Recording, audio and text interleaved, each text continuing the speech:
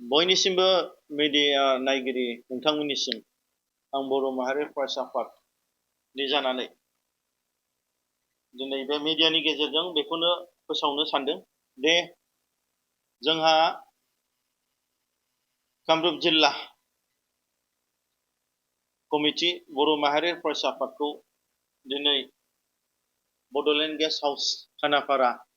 बेनि अडिट'रियाम हलावहाय दिनै दाफुंनाय जाबाय आरो दिनैनि बे हाबाफारिनि गेजेरजों जोंहा जोंनि गेजेराव गोबां इन्टेलेक्सुवेल्सफोर दिनै सफैनो हादों जोंहा इन्टेलेक्सुवेल हिसाबै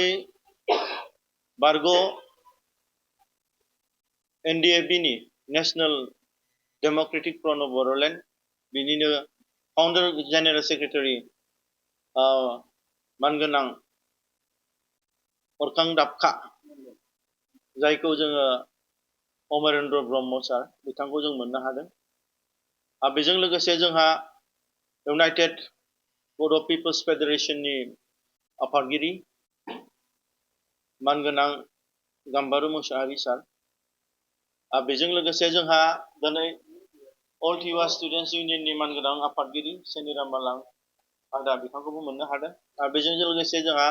UBPF-नि मानगोनां गाहाय नेहाथारि आरो बेजों लोगोसे जोंहा दिनै बारग' NDFB जाय बिथांमोना गुवाहाटियाव दिनै थाबाय बिथांमोनखौ मोननो हादों दा दिनैनि बे हाबाफारिनि गेजेरजों बर' माहारि फरायसा आफादा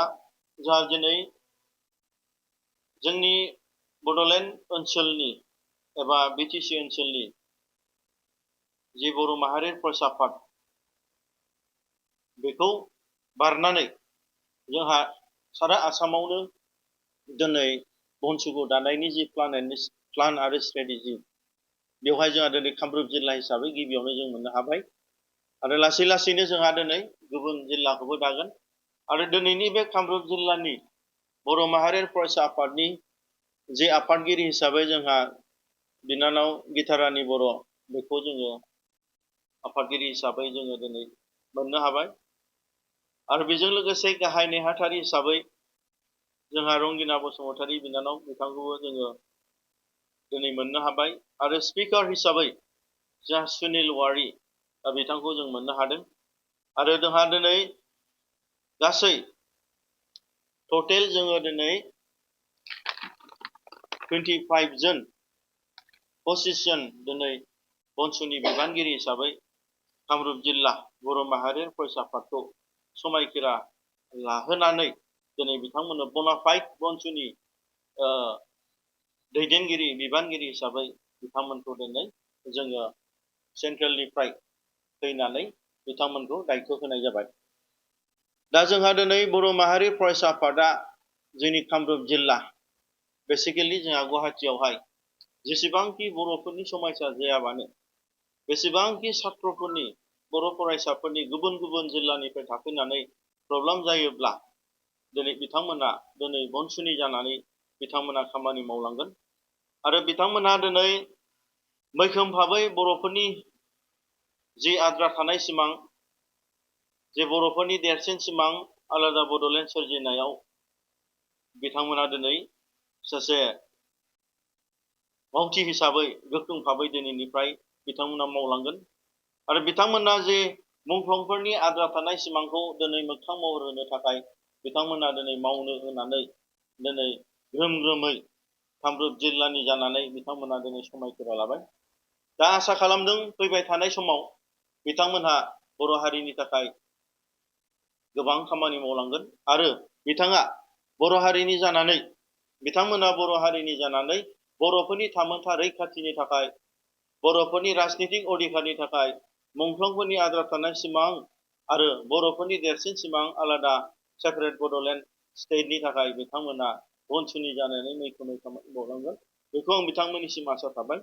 आरो फैबाय थानाय समाव जोंहा जोंनि बे एडभाइजार हिसाबै जोंहा मानगोनां अरखां दाबखा सार बिथांमोन गाम्बारु सार बिथांमोन आरो जोंहा दिनै बारग' NDB बारग' BLT बारग' एबसुनि वार्कार्स बिथांमोनहा दिनै गार्जेन हिसाबै दिनै जोंनि कामरुप जिल्ला बनसुनि बर' माहारि फरायसा आफादनि गारजेन हिसाबै बिथांमोना खामानि मावलांगोन आरो फैबाय थानाय समाव जोंनि फंबाय बिनानावमोनखौ जिहेतु बर' हारिनि ग्रेटारेस्ट इन्टारेस्टआव खामानि मावनायाव बिथांमोना जेब्लायबो मदद होलांगोन। आं दिनै गिबियावनो बुंनांगोन नैबे बनसुनि जि आफाद दाफैनायनि मेल बेयाव फैनानै गावखौ बांसिन स्ट्रंगार देन बिफोर माने फिल खालामदों। आं सानदों जे बर'नि बिर जोहोलावफ्रा दाबो जोबाखै, दाबो दङ। फैबाय थानाय समाव बर' हादर मोनागौमानिसिम जोंनियाव कन्टिनिउआस प्रसेसा थांबाय थागोन, बेखौ आं दिनै नुदों। आंनि गोसो सिङाव मोनसे सोमजिखांदों सानखांनाय जे दिनैबो दि बेखौ सानखांनो रोंदों, बर' हारिनि जि थामोनथा जि मोनथाय बेफोर गोमालांनो नागिरनायावबो जे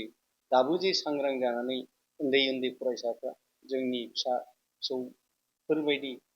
बैसोनि दिनैहाय बाहागो लाफैदों ज'यै, बे सोमोनां मोनसे आंनि मोगथां माबायावहाय सोमोनां बायदि आं मोनदों आरो थारैनो मोजां मोनदों। आं जेब्लायबो बोसोनगिरि हिसाबै जेब्लायबो बोसोन होलांगोन आरो फैबाय थानाय समाव जि स्ट्रेटेजि, जि पलिसि, जि डिप्ल'मेसि बेफोरबादियाव बहाबा नांथानानै दंबा जोंबो बेवहाय मोनसे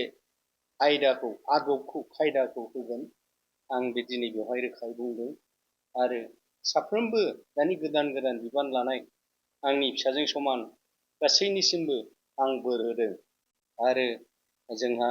बनसुनि बे दैदेनगिरि सेन्ट्रेलनि वार्किं कमिटियाव थानाय गासैबो सोद्रोमाखौ आं आंनि गोरबो सिंनिफ्राय साबायखर होयो। मानो होननानै बुङोब्ला गुवाहाटि बादियाव मेट्रपलिटन सिटियाव फैनानै दिनै जे मोनसे गोनांथि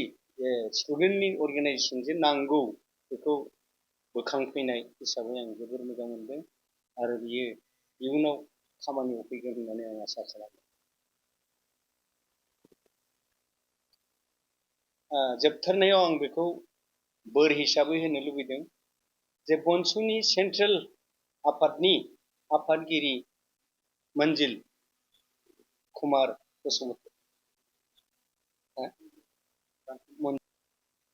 सेन्ट्रेल कमिटिनि आफादगिरि मन्जिल बसुमतारी बिथांखौ आं साबायखर होयो। बिथांनि दैदेननायाव जाहाथे जोङो बड'लेण्डखौ मोनो।